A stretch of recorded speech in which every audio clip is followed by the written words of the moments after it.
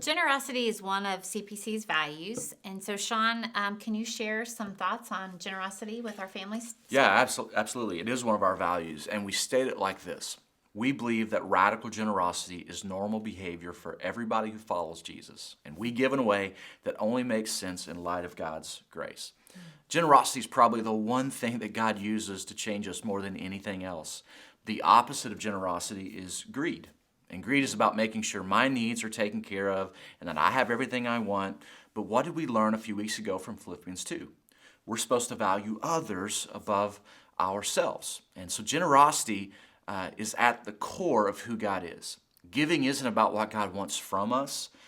He doesn't need anything from us. He owns it all. It's about what He wants for us. And when we learn to be open-handed with what we have, we learn to depend on God for all that we would ever need, and that is big faith. Yeah, and I have another definition of generosity, and it goes like this.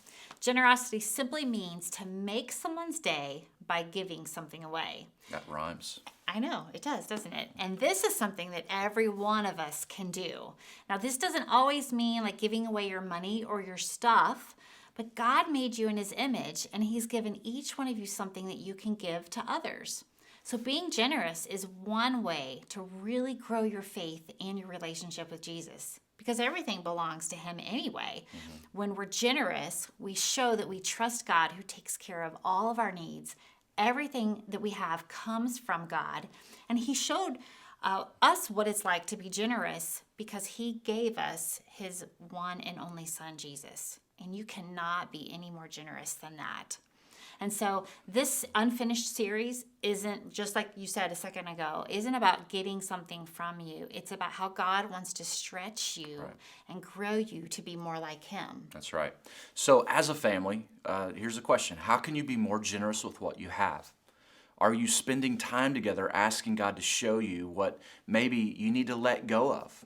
What's one way that you can show generosity during this unfinished series? God doesn't call us to give what we don't have. He simply calls us to honor Him with everything we have. So talk about that as a family this week and have some conversation about how you can honor God with your money and with your stuff. So here we are in the current student center.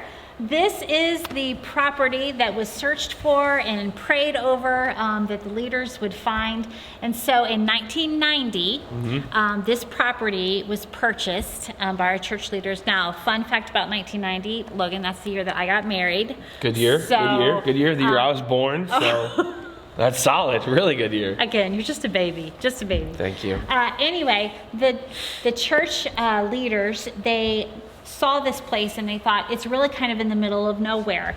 There were hardly any houses around the area. There was no Chick-fil-A down the road or Liberty Center, anything like that. The roads were a lot smaller. But they knew that this property had great potential. There were neighborhoods that were being planned to be built around this area, and so they knew there was great potential for God to bring families here and for them to be reached for Jesus. For sure. And so the church leadership actually bought this property for $20,000, which now today seems like an unbelievably incredible deal, but at the time that was difficult. There was a lot of risk involved in that, and that was not an easy thing to do. And so they actually put up their own houses as collateral to promise the bank that they would pay off that loan, which is unbelievable. So it actually took about 4 years to complete, from kind of seeing the property to building it and opening it up. That took about 4 years. So in 1994, this place opened up, and this building right here we're currently standing, the student center, was the adult worship center.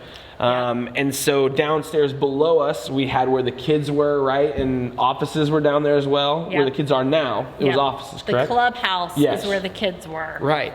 Yeah, and so from there, we built on, added more. Phases 2, 3, and 4, and now we have the worship center that's downstairs and the other parts of the church. And so that's kind of where we've come from since then, which is a pretty cool story.